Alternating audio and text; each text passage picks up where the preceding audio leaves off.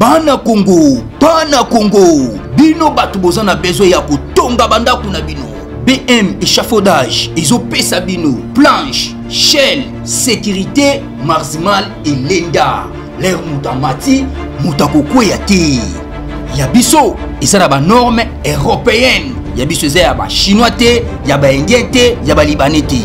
Un bus sera mis à votre disposition. BM échafaudage, plus de 3500 mètres disponibles. Contact Maman Nangaye, du nouveau à Kinshasa, place Yassur, les amoko na immeuble Emma, des arabes normes, standard, international, et Goyamba, Batunyoso, en famille, en couple, salon VIP, et salle à manger, salle de bain confort et magistral, et des chambres à coucher, cuisine, Kafou, sécurité, ils a assuré. Connexion internet illimitée, Facebook, TikTok, WhatsApp. Et à Ophélie, groupe électrogène 24h/24h. Courant et Kendakate. La immeuble Emma. Notre adresse dans la commune de Kalamou, quartier Yolosi, avenue Balinga, numéro 9. Soyez les bienvenus. Immeuble Emma.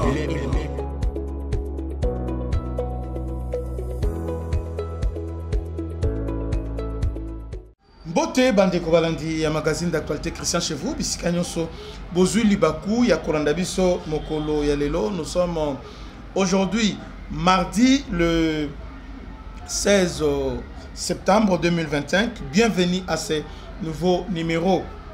En tout cas ça chauffe, hein? Ça chauffe pour Joseph Kabila, ça chauffe. Mabé et Koti.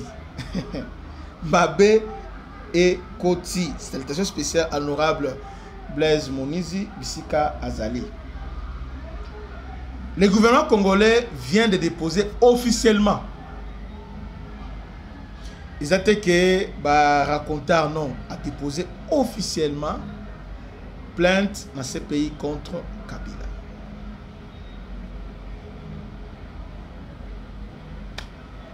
La fin d'un mythe. Kabila devait rester sage parce que là maintenant c'est sa fin. Les gens se demandent ça va se passer comment. Dimanche j'ai fait une émission pour démontrer que Félix maintenant a lancé offensive pour reconnaître le génocide congolais. Oye ba Rwandais, ils ont 800 000. C'est grave. Mais chez nous, c'est plus grave encore. Nous sommes dans des 20 millions de morts. Le président Trump a dû reconnaître 10 millions. Alors, les gens sont morts. Et puis, les Rwandais sont traversés à la machette. Qui sont ces Rwandais-là? Ce sont des Banyamulenge. Qui sont les bourreaux des Congolais, mais aujourd'hui, qui se victimisent. Maintenant, qui est leur parrain? Qui est leur commanditaire? Joseph Kabila. Donc, l'État congolais a joué un dossier nyonso. Parce que l'État a joué moninga na yote. L'État au nom dossier zate, ok. Non, le a dossier zate. Maintenant, l'État maintenant, avec les preuves que nous avons, les preuves irréfutables,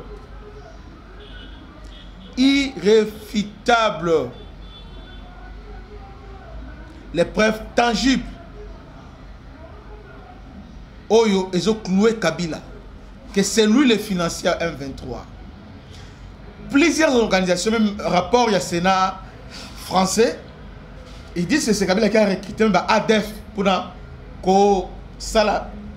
opération ethnique dans le niveau il y a Nord Kivu, na Beni. Est-ce que vous voyez bien? Tu as déjà une image plusieurs fois ici, tu as une image. Mais suivons ces images pour comprendre ce que je suis en train de dire. Tout le monde a image. Je voulais juste terminer avec un mot sur l'extermination du peuple nandais à Beni. On a mentionné Beni ce matin. Les réseaux criminels du M23, une milice de Kagame, sont toujours actifs au Congo. L'ancien directeur du renseignement général Delphin Kayimbi, récemment mort en détention, a été un membre de l'AFDL, les rebelles de Kagame, en 1996, et a fait du recrutement en 2017 pour le M23. Il aurait organisé aussi le recrutement pour la milice ADF qui mène une campagne de terreur et qui tue presque tous les jours avec les méthodes du FPR à Beni dans le nord je reçois des images, des photos presque tous les jours, des images des enfants, des femmes et des hommes qui ont été tués par soit des machettes ou agafuni, les houes. Et on coupe l'os occipitale ici. Ce que le FPR avait fait durant le génocide et après, ce sont des tactiques du FPR. L'objectif de cette campagne, c'est de s'emparer de la terre et de l'exploiter. Je termine avec une citation de Jean Jaurès, son discours à la jeunesse en juillet 1903. Le courage, c'est de chercher la vérité, c'est de ne pas subir la loi du mensonge triomphant qui passe et de ne pas faire écho aux applaudissements imbéciles et aux huées fanatiques. Merci.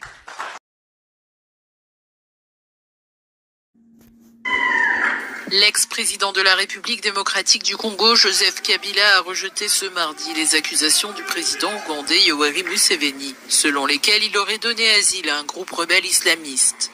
La semaine dernière, le dirigeant ougandais Yoweri Museveni déclarait que Kabila avait permis aux forces démocratiques alliées ADF, qui ont prêté allégeance à l'État islamique, d'établir de vastes camps et de mener des activités économiques. Les fausses accusations gratuites du président Museveni, qui est l'un des principaux déstabilisateurs de la région, sont tout simplement ridicules et visent à distraire le peuple congolais et à le diviser, a déclaré Joseph Kabila dans un communiqué. Fondé en 1996, l'ADF était à l'origine un groupe rebelle ougandais qui menait des attaques dans l'ouest de l'Ouganda. Chassés du pays, ces insurgés ont traversé la frontière pour se réfugier dans les jungles de l'est du Congo. Selon Museveni, le gouvernement congolais aurait permis aux ADF d'exploiter les ressources de la région, notamment l'or, le bois et le cacao, pour se renforcer. Les ADF se livrent fréquemment à des massacres au Congo et en Ouganda. Le mois dernier, les ADF avaient pris d'assaut un lycée ougandais et massacré 42 personnes. Donc, image, voilà, c'est la France. Balobi, c'est lui qui recrutait les ADF au travers Kayimbi et les autres.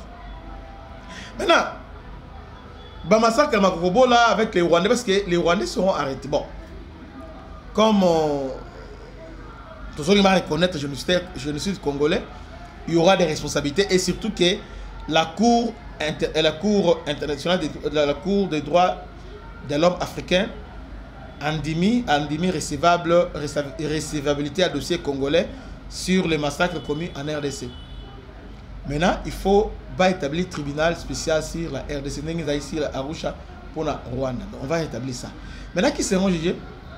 Ce sont des Tutsis que vous voyez. Deogracia, Robewa, parce que tellement de droits nous y regardons.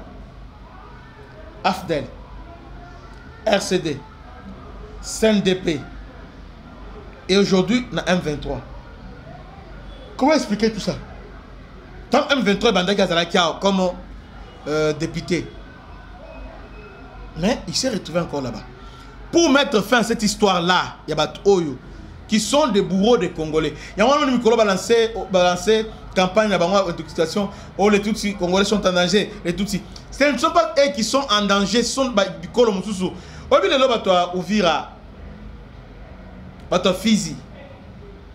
Pourquoi ils sont allergiques à Rwanda? Pour dire terme qui convient, ils sont allergiques au Rwanda.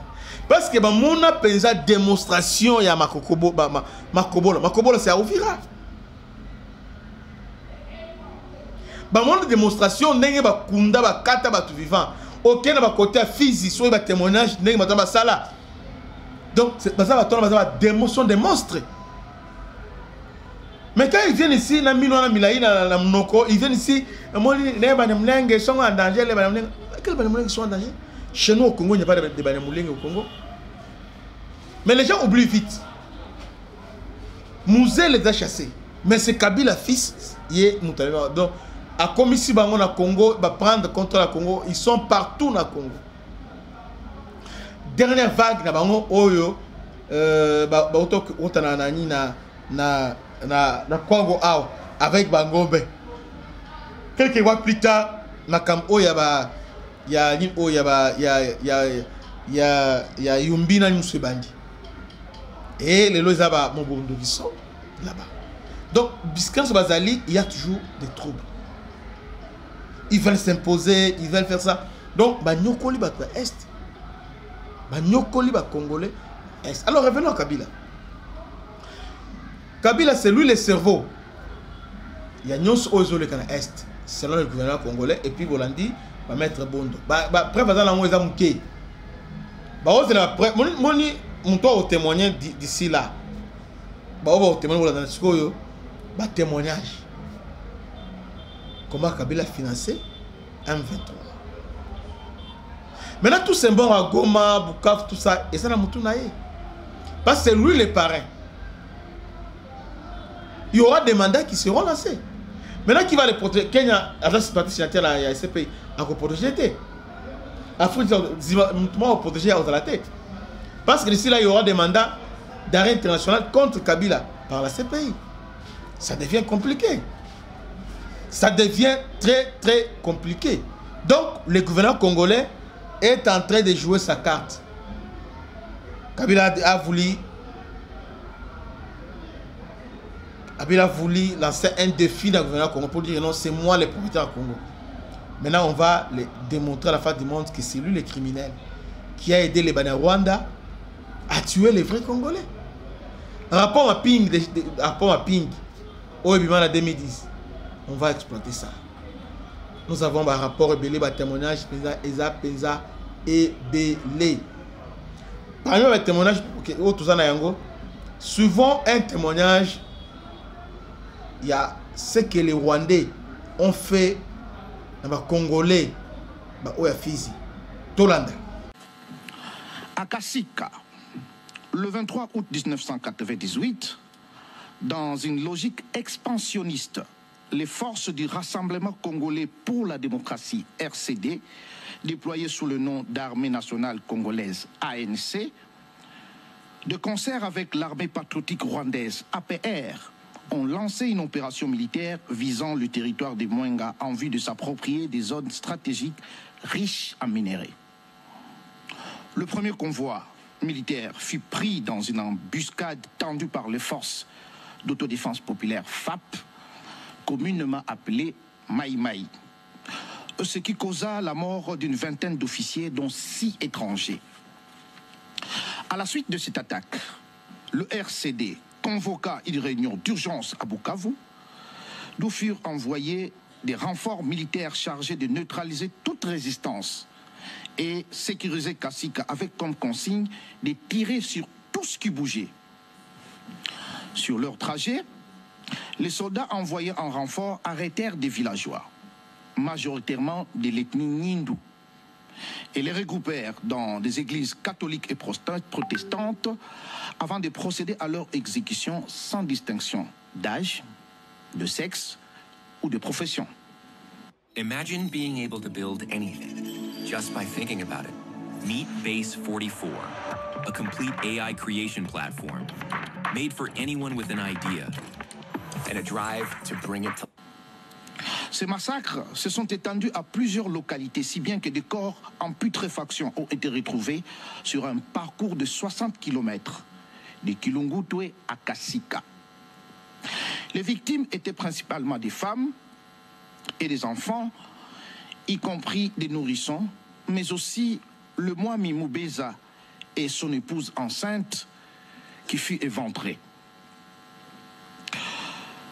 S'agissant de Mwenga, le 17 octobre 1999, l'ANC APR enterra vivants 15 femmes et un homme originaire des villages de Bulinzi, Ilinda, Mungombe et Ngando, situés à proximité du centre de Mwenga, à 135 km au sud-ouest de Bukavu.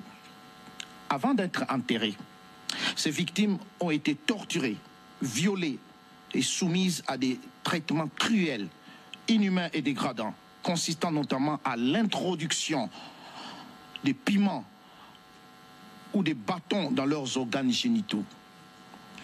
On leur reprochait de pratiquer la sorcellerie au profit du groupe Maï Maï dans le but de faire échec à la conquête de leur territoire.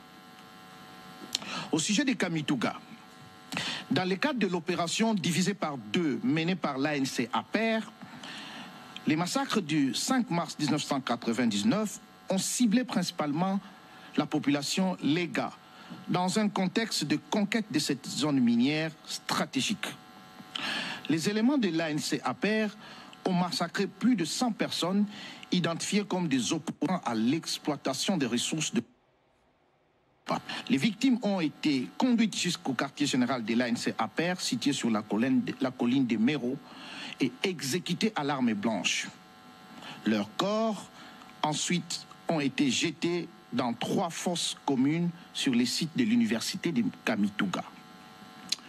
Concernant Katogota, le 14 mai 2000, des militaires venus de Luvungi, prétendument pour venger l'assassinat d'un commandant tué au village voisin de Mukamba, ont déclenché une opération meurtrière. Bien que présentée comme une réponse à cet assassinat, cette campagne était en réalité l'exécution d'une extermination des Bafuliro, accusés de soutenir les résistants Maï Maï engagés dans une lutte acharnée contre les rebelles de l'ANC APER. À propos de Makobola, après une défaite sanglante face aux résistants Maï Maï lors d'une tentative de prise de contrôle des ressources minières, l'ANC APER, soutenu par le Rwanda, a sollicité et obtenu des renforts afin de neutraliser les résistants. Ces forces militaires ont employé une stratégie de ruse. Un habitant du village fut recruté pour diffuser un faux message d'appel à la paix, destiné à convaincre les civils qui s'étaient entre-temps déjà réfugiés en brousse à revenir. Le 31 décembre 1998, des renforts arrivent à l'aube et massacrent plus de 800 personnes, majoritairement des Bembe, sur 3 jours, brûlant les habitations et détruisant tous les moyens de subsistance. En ce qui concerne Tingi Tingi, dans la matinée du 1er mars 1997, les unités de l'APER sont entrées dans les camps abritant principalement des réfugiés Hutus et ont procédé à des exécutions indiscriminées. Selon des témoins, la majorité des victimes a été tuée à l'arme blanche.